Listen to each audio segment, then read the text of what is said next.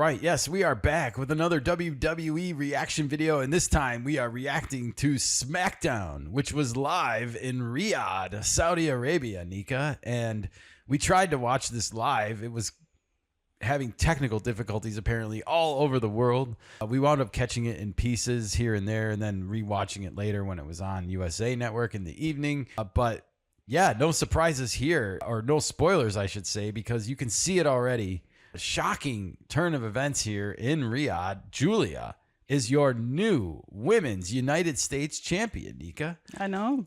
I was pleasantly surprised by this. Me too. I was very surprised. Well, I wasn't surprised. I wanted to Giulia to win. I was surprised at the fight taking place because I don't think it was announced. Yeah, this word came out that this was going to go down, I believe, on Thursday night, which was like literally only 12 or 14 hours before the show, because this was at 10 a.m. Pacific time, 1 p.m. Eastern time, because that's when it was 8 p.m. in Saudi Arabia when this event was happening. So yeah, the time zone adjustment made it interesting because the matchups were announced at their normal like Thursday night time, but it was just such a short turnaround. Plus WWE had this big promotional event happening Friday morning before SmackDown happened, and a lot of the wrestlers made appearances, got on the microphone for a little bit. There's a huge lot going event. on, and I'm sure there was more going on behind the scenes that we didn't even see. Yeah. So this fight was announced very late. This fight was announced Thursday night, along with the tag team championship matchup that was on SmackDown, as well as a couple other matchups that we're going to go through here. Oh, the Nia Jax and Tiffany Stratton matchup. So yeah, I mentioned this earlier, but I'll just mention it again really briefly. I was only surprised that the championship matchups were not on the actual night of champions, but as Nika pointed out, and is probably correct, it was probably to balance out the card with women's and men's matchups. And yeah, if they would have had both of the women's championship matchups in there would have been 4 women's matchups on the Peacock PLE paid live event. So instead, this makes it a little bit more balanced, even though champions were on SmackDown. Either way, I loved Giulia. I loved her wardrobe, how colorful it was. She looked like a Seattle Seahawks fan out there. Am I wrong? No, you're not. But great colors and very vibrant, and she looks great holding that belt. Look at that pose on the second turnbuckle. You can see the big ass Titantron that they set up there. It was an awesome production for Riyadh. Big. Everything felt big about it. And she looked fantastic. So she did. So we get a new United States champion on SmackDown, and oh, look at her posing backstage with that belt, Nika. She had a photographer hired and everything in this video. Oh, really? Go check this out if you haven't seen it. It was hilarious. She was certainly proud of herself for winning this title. So that's good. Indeed. No word on if anything's going to be fleshed out with her and Zelina Vega anymore. It was just surprising kind of turn of events after Zelina Vega had been dueling with Chelsea Green and the Secret Hervis, and now all of a sudden Giulia sneaks up on her and steals the title from her. So Chelsea Green might go after her now. Yeah, we'll see. In other SmackDown news and attire, speaking of looking good, it was CM Punk here, and I wanted to specifically grab this. You can see him. He is modeling the Chicago Cubs City Connect uniform here, the powder blue with the red lettering, and that is, of course, the same colors you will find on the Chicago City flag, Nika. So the Chicago Cubs getting some love. He has a backwards hat on, but I assure you that there is some Chicago Bulls decorations on the other side of that hat. And if you look at the shoes closely, you can vaguely make out some Air Jordans, the first ones, the classics. Nice. And they had some of that Chicago blue coloring on the shoes as well. So it was like a little special Chicago edition of those shoes. Chicago is being represented. Of course, if you have those shoes on your Facebook feed like I do, you'll know that they come in pretty much every color now.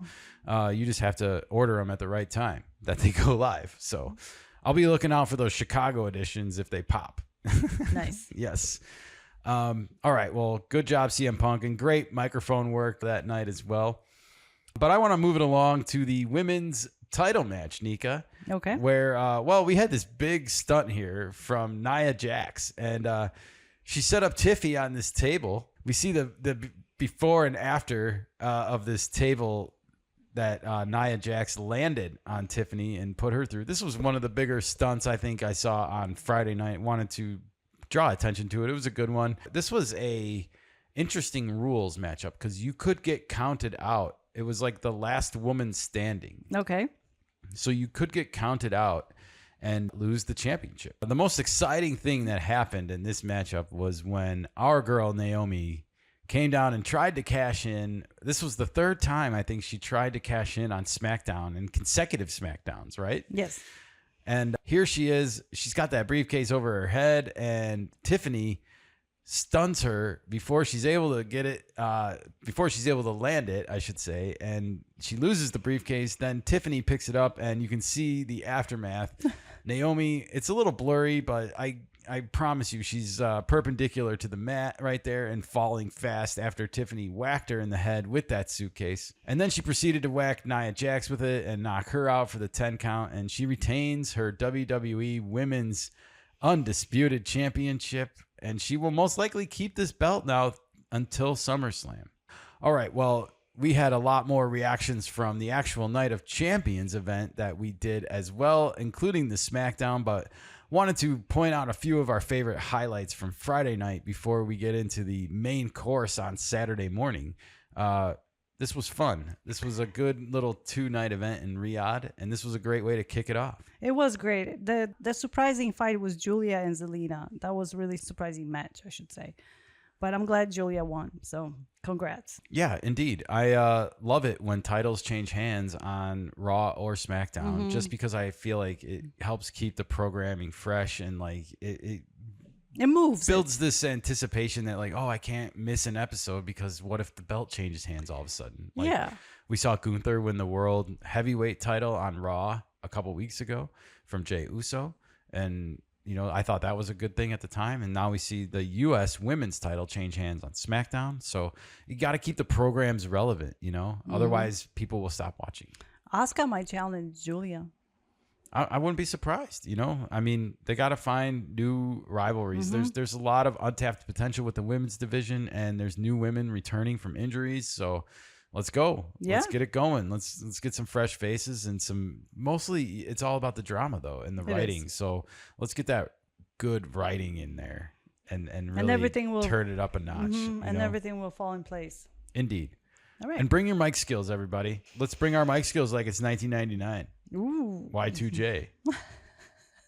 Nice one. Thanks. All right, everybody. Well, this was a fun weekend, and please enjoy all of our Night of Champions coverage. And if you like it, please subscribe and like this video. It really helps us out. Thank you. Cheers.